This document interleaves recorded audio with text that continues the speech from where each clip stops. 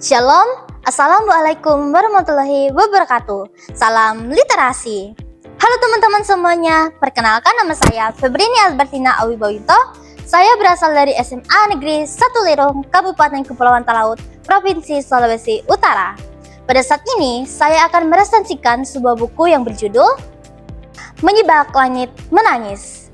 Buku ini diciptakan oleh A. Yuniarti SPD dan diterbitkan oleh Mitra Gama Widya per tahun 2000 dan dengan tebal halaman kurang lebih 85 halaman. Mengapa saya memilih buku ini untuk diresensikan?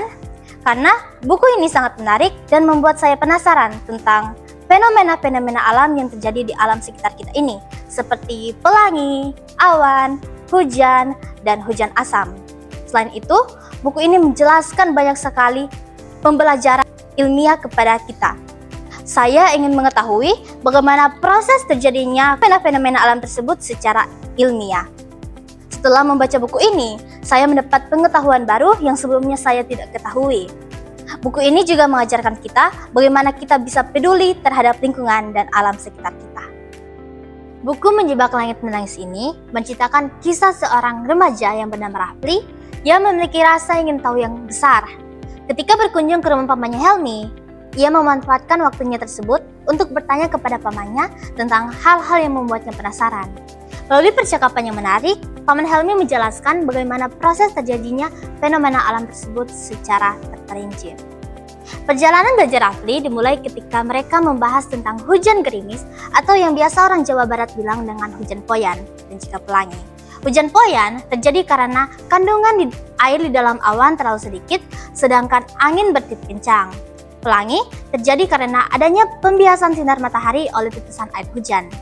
Kemudian, mereka membahas tentang atmosfer dan beberapa faktor-faktor yang memengaruhi cuaca.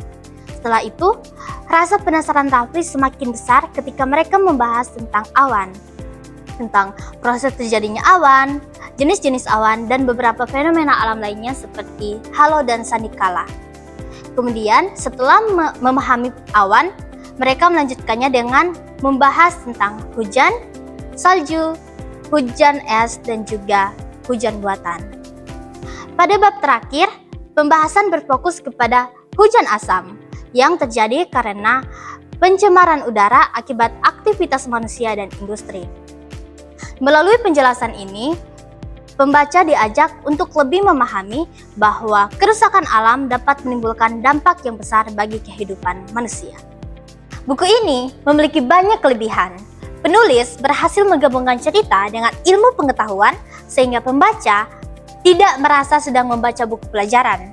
Berbagai materi seperti pelangi, hujan, atmosfer, awan, hingga hujan asam dijelaskan dengan bahasa yang sederhana sehingga mudah dipahami. Selain menambah wawasan, buku ini juga memberikan pengajaran tentang pentingnya rasa ingin tahu, semangat belajar, dan kepedulian lingkungan. Menurut saya, penulis berhasil menyampaikan materi sains dengan menarik sehingga konsep-konsep yang cukup sulit dapat dipahami oleh pembaca tanpa merasa bosan. Buku ini juga memiliki beberapa kekurangan. Alur cerita yang disajikan cenderung sederhana karena lebih berfokus kepada penjelasan daripada konflik dan petualangan tokoh. Beberapa istilah ilmiah juga dianggap terlalu sulit untuk dipahami bagi pembaca yang masih belum terbiasa dengan materi sains. Meskipun demikian, kekurangan ini tidak mengurangi manfaat buku ini sebagai buku edukatif yang memberikan pengajaran dan ilmu pengetahuan bagi pembacanya. Buku Menyibak Langit Menangis ini merupakan buku yang edukatif, menarik, dan penuh dengan manfaat. Melalui tokoh Rafli, kita diajak untuk memahami fenomena-fenomena alam mulai dari pelangi, awan, hujan, atmosfer, hingga hujan asam. Buku ini tidak hanya memberi pengetahuan, tetapi juga menumbuhkan kesadaran bagi pembacanya untuk menghargai keindahan alam ciptaan Tuhan. Oleh karena itu, saya merekomendasikan buku ini kepada teman-teman semuanya, terkhusus lagi bagi para pelajar yang memiliki minat dalam bidang sains. Mari kita sama-sama menjadi Rafli yang berikutnya yang belajar melalui pertanyaan-pertanyaan yang edukatif. Demikian penjelasan saya. Terima kasih. Assalamualaikum warahmatullahi wabarakatuh. Shalom dan salam literasi.